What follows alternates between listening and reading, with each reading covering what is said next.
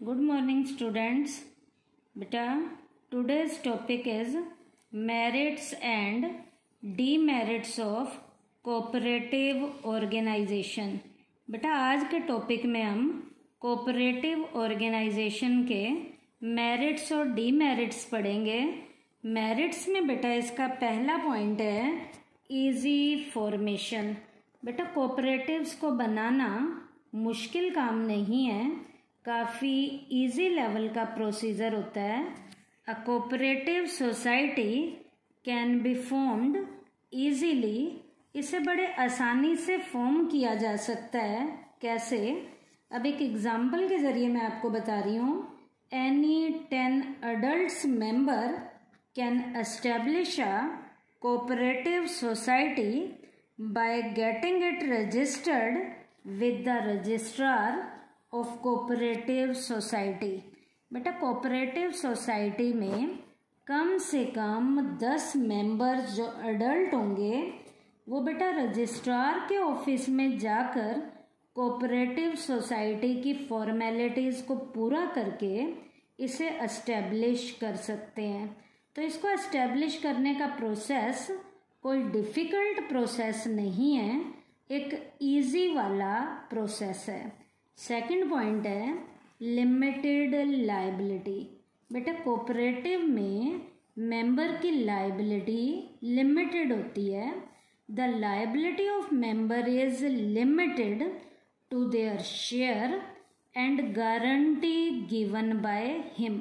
Member की liability limited कहाँ तक होती है? जितने उनके पास उस सोसाइटी के शेयर हैं वहाँ तक लिमिटेड होती है, या जितने तक की गारंटी उन्हें दी गई है कि यहाँ तक कि हम रिकवरी करेंगे, तो गारंटी दी गई है। तो मेंबर्स की लायबिलिटी जितने उनके पास शेयर हैं वहाँ तक लिमिटेड है, या जितनों की गारंटी दी गई है वहाँ तक मेंबर्स की लायबिलिटी लिमिटेड होती है। उसके बाद बेटा थर्ड पॉइंट इसके मेरिट्स का है स्टेबिलिटी। बेटा कोऑपरेटिव सोसाइटी का एग्जिस्टेंस लेवल स्टेबल होता है। कैसे स्टेबल होता है? Being a separate entity, a cooperative society possesses the advantages of stability. क्योंकि ये स्टेबिलिटी का एडवांटेज लेती है। कैसे स्टेबिलिटी का एडवांटेज लेती है बेटा? It means that the death and bankruptcy of members have no effect on it. किसी भी मेंबर की डेथ हो जाए या कोई भी मेंबर दिवालिया हो जाए तो मेंबर की डेथ का और मेंबर के दिवालियेपन का सोसाइटी के एग्जिस्टेंस लेवल पे कोई भी फर्क नहीं पड़ता। इसका मतलब इसका एग्जिस्टेंस जो है स्टेबल लेवल पे, परमानेंट लेवल पे चलता रहता है। उसके बाद इसके मेरिट्स में आएगा बेटा डेमोक्रेटिक मैनेजमेंट। बेटा यहाँ पर एक प्रजातांत्रिक तरीके से प्रबंधकीय कार्यवाही की जाती है। कैसे की जाती है बेटा? In a cooperative organization, the representatives are elected on the basis of one member, one vote, its coverage being limited. Almost all the members attend its meetings and give their ideas, and no proxies allowed in these meetings. इसका मतलब है बेटा member को प्रजातांत्रिक प्रणाली के तरीके से मैनेजमेंट जब करनी है तो एक मेंबर को एक ही वोट डालने का राइट है। और बेटा जो मेंबर हैं वो बेटा किसी भी तरीके की किसी की कोई प्रॉक्सी नहीं बोल सकते कि हम उसकी जगह अपना जो है नाम दे दें। तो एक मेंबर एक ही वोट डालेगा, एक मेंबर एक से ज़्यादा वोट नहीं डालेगा। तो डेमोक्रेटिक तरीके से मैनेजरियल एक्टिविटीज़ को यहाँ पर हैंडल किया जाता है। उसके बाद मेरिट है बेटा लेजर ऑपरेटिंग एक्सपेंसेस, इनको चलाने के खर्चे भी कम आते हैं। Generally the administrative expenses of cooperative societies are very little. बेटा कोऑपरेटिव सोसाइटी को चलाने के खर्चे ज़्यादा नहीं होते, काफ़ी कम आते हैं। कैसे कम आते हैं? Members offer administrative services without any remuneration. यहाँ के जो मेंबर हैं वो अपनी सेवाएं बिना रेमुनरेशन के देते हैं। कहने का मतलब है सेवा दे देते हैं लेकिन बदले में कोई भी सैलरी वगैरह नहीं लेते। तो जब मेंबर बिना पैसे के काम करेंगे तो इनको चलाने के खर्चे भी काफ़ी कम आते हैं। उसके बाद बेटा इसके मेरिट का पॉइंट है टैक्स एडवांटेज का। कैसे? Cooperative societies earning are exempt from income tax. बेटा कोऑपरेटिव्स की अर्निंग पे किसी भी तरीके का कोई हमें इनकम टैक्स नहीं देना पड़ता। कोऑपरेटिव्स की अर्निंग पे हमें टैक्स में से छूट मिलती है।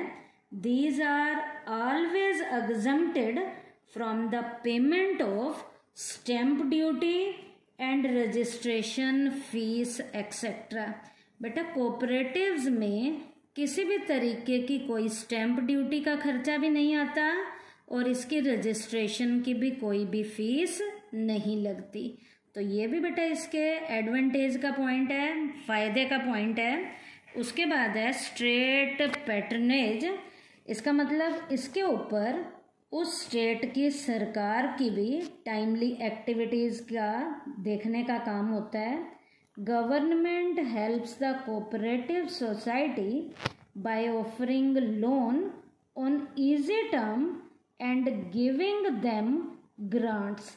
बेटा कोऑपरेटिव्स को टाइमली वहाँ की सरकारें भी लोन देती हैं और लोन भी बेटा काफ़ी इजी टर्म पे दिया जाता है।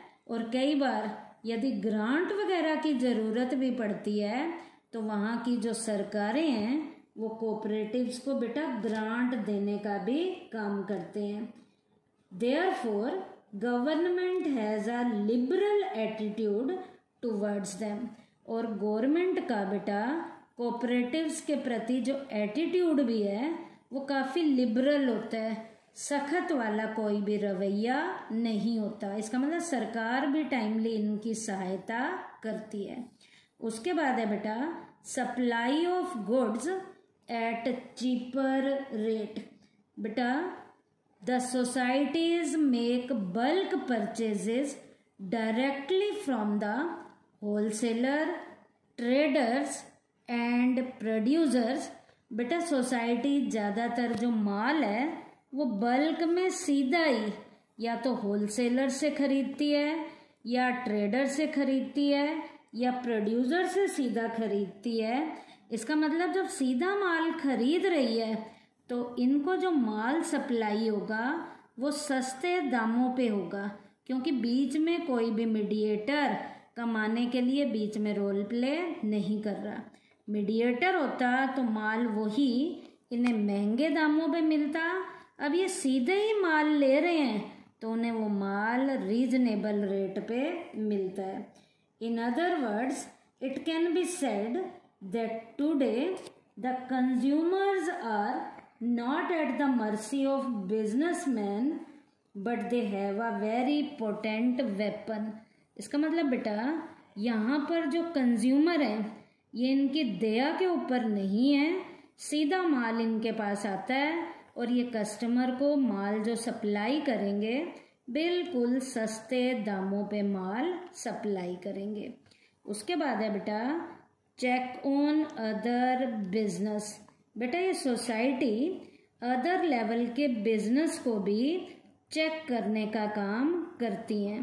Other businessman doing a similar business as that of cooperative society have to keep in mind। Cooperative society अपने आसपास के जो बिजनेसमैन हैं उनके तरीके की ही सारी फॉर्मेलिटीज़ को पूरा करते हुए वो बातें अपने दिमाग में रखते हैं, the price and quality of goods of cooperative society while fixing price for their own goods. ये कोऑपरेटिव्स अपने माल की क्या कीमत रखनी है, ये आसपास के जो उनके कंपटीटर्स हैं, जो आसपास के बिजनेसमैन हैं, उनको ध्यान में रखते हुए अपने माल की प्राइस को ये सेट करते हैं। As a result they can not exploit consumer by charging more expenses, या ज़्यादा उनसे लेते भी नहीं हैं। क्यों? क्योंकि इन्हें अपने जो आसपास के दुकानदार हैं उनको ध्यान में रखते हुए अपनी गुड्स की प्राइस को सेट करना है, ताकि कस्टमर का किसी भी तरीके से कोई भी एक्सप्लॉयटेशन ना किया जा सके। उसके बाद बेटा इकोनॉमिक डिसेंट्रलाइजेशन, ये भी बेटा इसके एडवांटेज का पॉइंट है।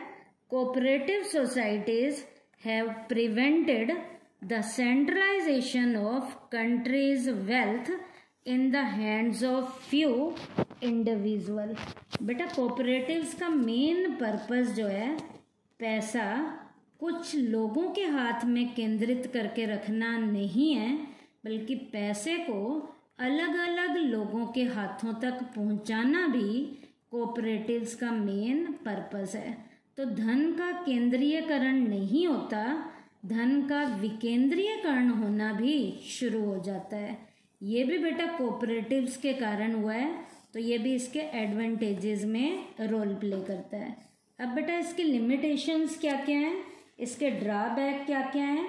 पहला ड्रॉबैक का इसका पॉइंट है lack of capital. The members of the cooperative societies are generally economically poor. बेटा ज़्यादातर कोऑपरेटिव्स को शुरू करने वाले लोग इकोनॉमिकल लेवल पे गरीब व्यक्ति होते हैं, जिनके पास पैसे की तंगी होती है, and live in a limited area. और ये लोग बेटा लिमिटेड एरिया में ही रहते हैं, थोड़े क्षेत्रों तक सीमित होते हैं। So they can invest only limited capital. बेटा जब इनके पास पैसा कम है तो ये इन यूनिट में ज़्यादा पैसा इन्वेस्ट नहीं करते। उसके बाद बेटा जब इनके पास पैसे की तंगी है तो कोऑपरेटिव्स में पैसा ज़्यादा नहीं लगाया जाता, कोऑपरेटिव्स में पैसे की कमी पाई जाती है। तो ये भी बेटा इसकी लिमिटेशन में रोल प्ले करता है। उसके बाद है incompetent management. The management of the cooperative societies is run by its member. बेटा इनकी मैनेजरियल एक्टिविटीज़ इनके मेंबर के द्वारा ही हैंडल की जाती हैं, who cannot run the society effectively because of lack of managerial knowledge।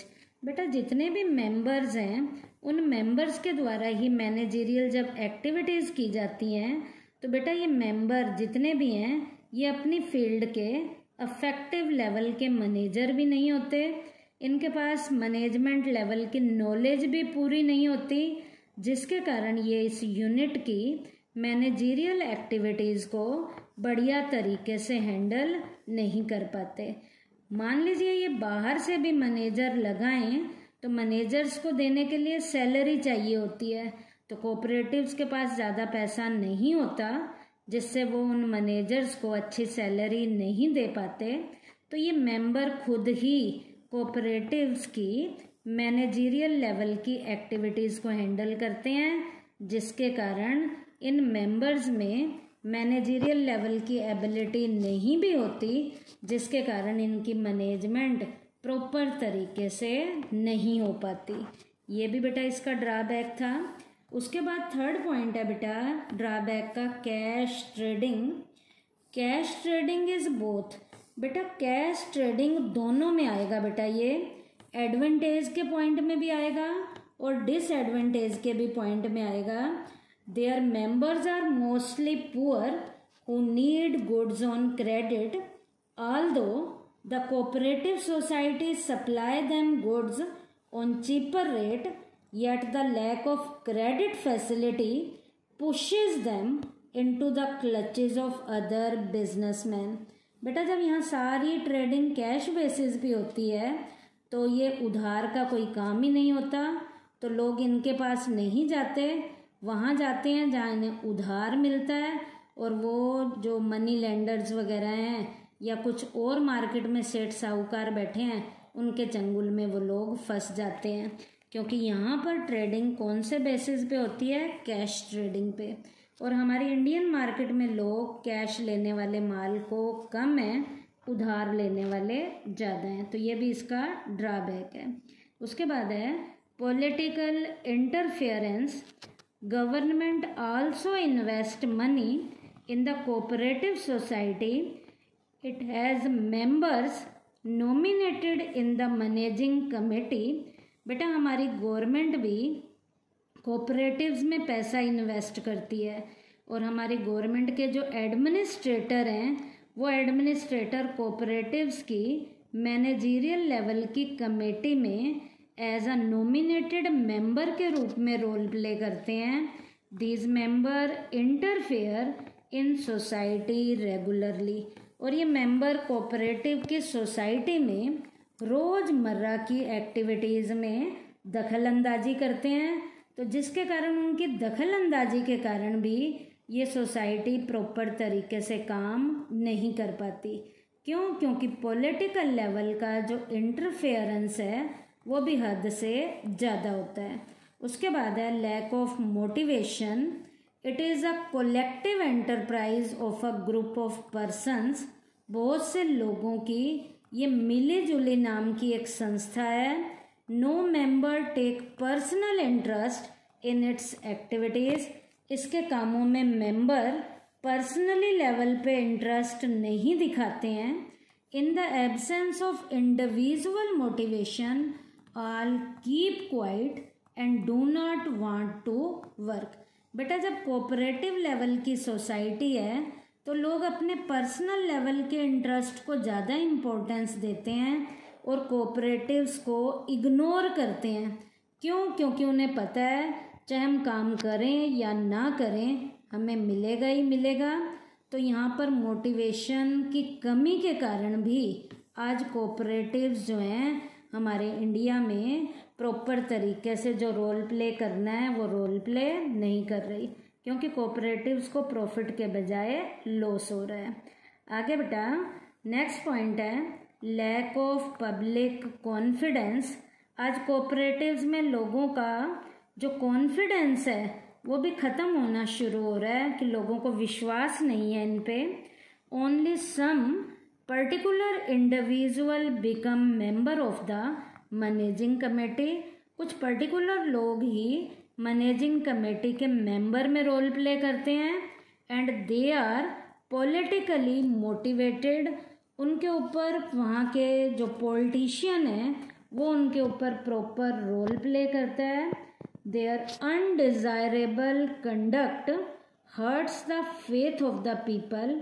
और बेटा ये जो पॉलिटिशियन हैं ये कई बार ऐसा बिहेव करते हैं, ऐसा वहाँ पे अपना काम करेंगे कि लोगों के विश्वास इन पॉलिटिकल लेवल की जो ये कोऑपरेटिव्स हैं जहाँ पॉलिटिकल लेवल के लोगों की दखल अंदाजी ज़्यादा होती है, आज कोऑपरेटिव पे लोगों का जो फेथ है, जो विश्वास है, आज धीरे धीरे से घटना शुरू हो गया है।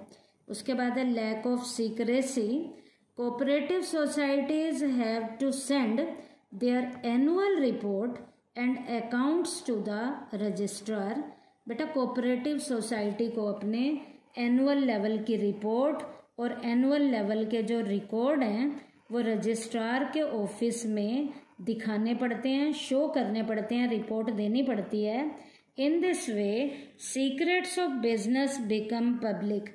जब सारे अकाउंट रजिस्ट्रार के पास दिखाने हैं तो कुछ भी सीक्रेट नहीं होता। तो सीक्रेसी की कोऑपरेटिव्स में कमी पाई जाती है। उसके बाद है बेटा mutual disputes. Nowadays mutual disputes arises in cooperatives. बेटा आज के टाइम में कोऑपरेटिव्स में मेंबर्स में आपस में म्यूचुअल लेवल के डिस्प्यूट बढ़ने शुरू हो गए हैं। This is the main reason that they are taking losses not profit.